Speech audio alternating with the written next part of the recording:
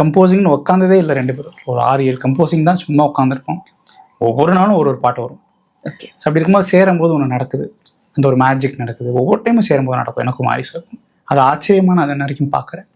ஒரு ஒரு ஒரு ஒரு கனெக்ஷன் எனக்கு சில டைரக்டர்ஸோட நடந்திருக்கு, வெரி ஃபியூ டைரக்டர்ஸோட எனக்கு நடந்திருக்கு.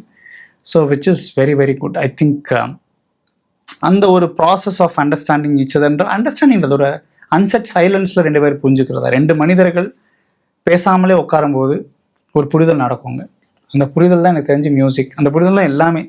ஈவன் லவ்வர்ஸ் ஆகட்டும், ஹஸ்பண்ட் அண்ட் ஒய்ஃப் ஆகட்டும், பேசவே தேவையில்லை. It's an unspoken language. Music is an unspoken language. Love is an unspoken language. I don't believe in docking. But நான் நிறைய பேசியிருக்கேன். அவர் சொல்லுவார், டே நிறைய பேசாதடா, விட்டுடா, அமைதியாடுறா அப்படின்னு. நான் ஒரு பாயிண்ட் அமைதியாகிட்டேன்.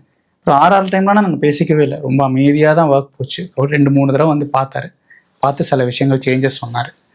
அப்படி தான் வந்து பைசன் அமைஞ்சது. It's like one of my memorable journeys in